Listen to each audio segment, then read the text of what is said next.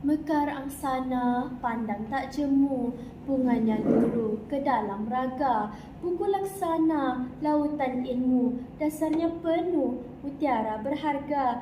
Bismillahirrahmanirrahim. Assalamualaikum warahmatullahi wabarakatuh. Sebelum mulut menutur kata, sebelum lidah bermada manja, molek kiranya saya memperkenalkan diri terlebih dahulu.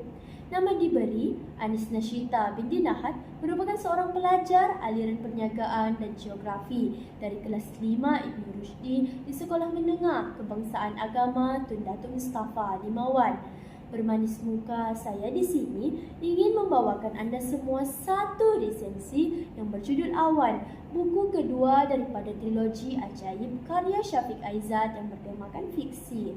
Jika buku pertama mengisahkan seorang budak bernama Izak yang boleh melihat hantu, manakala buku kedua ini mengisahkan tentang rakan Izak itu Faik yang boleh membaca fikiran manusia. Disebabkan dari istimewa yang mereka ada, mereka terpaksa mengharungi pelbagai perjalanan hidup yang matang pada usia muda. Faik perlu kuat untuk membantu Izak melawan segala gangguan. Saya ingin membawakan kepada anda semua kenapa buku ini menjadi pilihan saya, sedangkan ada beratus buku yang telah saya baca. Faik seorang wanita yang sangat menyayangi orang sekelilingnya, sehinggakan dia sanggup menyembunyikan segala rasa dalam hati kecilnya. Ibarat awan mendung yang menerangi bumi dari terkena cahaya matahari. Kita dapat lihat kasih sayang seseorang rakan itu sangat menghangatkan seperti cahaya matahari di saat dia sanggup mengorbankan sesuatu demi rakannya. Di samping itu, sifat percaya dan tidak melecehkan apa yang dikatakan seseorang itu sangat penting untuk tidak menimbulkan rasa malu ataupun menjatuhkan maruah seseorang.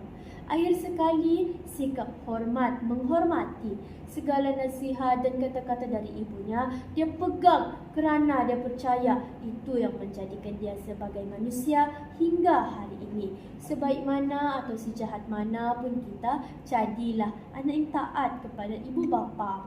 Buku seterusnya ialah Penulis yang Disayangi Tuhan, karya Bahrudin Bekri, terbitan Jiwa. Buku ini mengisahkan tentang seorang penulis terkenal bernama Usama kerana novel pertama karyanya mendapat sambutan yang hangat sampai kehidupannya bertukar menjadi senang dan mewah.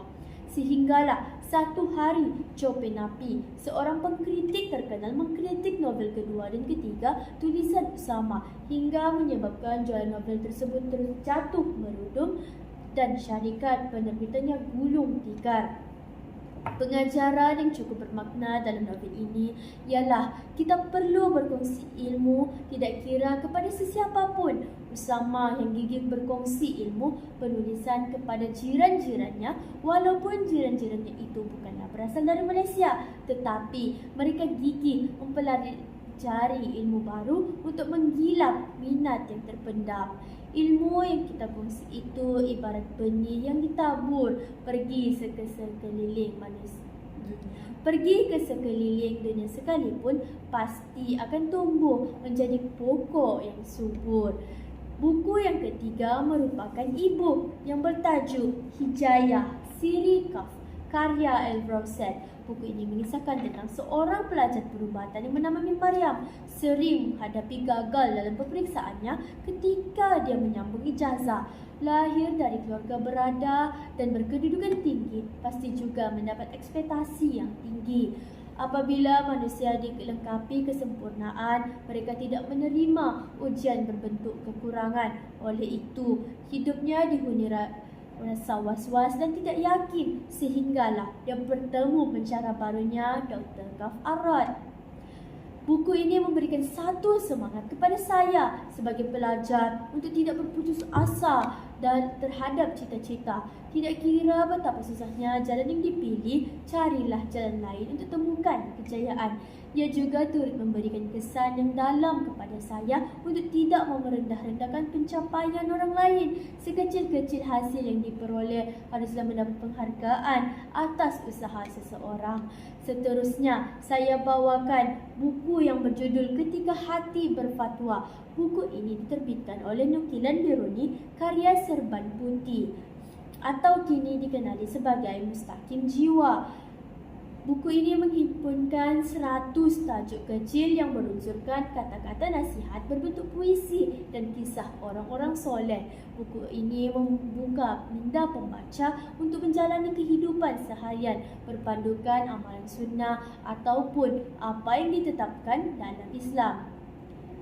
Ia dapat mengajak pembaca untuk muhasabah diri dengan melihat aspek kehidupan dengan penuh dalam.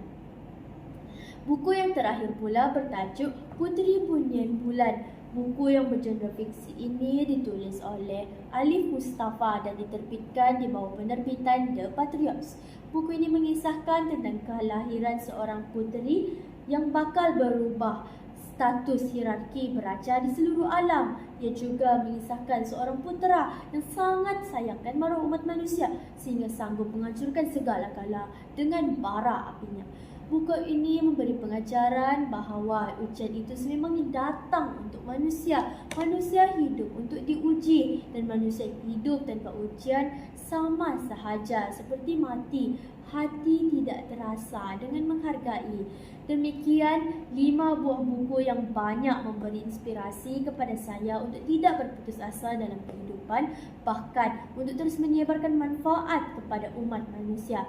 Justeru, saya ingin menyeru warga Malaysia untuk sentiasa mengamalkan budaya membaca walaupun di mana jua kita berada untuk mewujudkan generasi yang mencintai ilmu pengetahuan. Sebelum saya mengundurkan diri, izinkan saya menyampaikan serangkap pantun. Bunga melur dalam jambangan, di tepi kolam menjadi hiasan. Ku cipta pantun buat renungan, semarak nilam empunya wawasan. Sekian, terima kasih.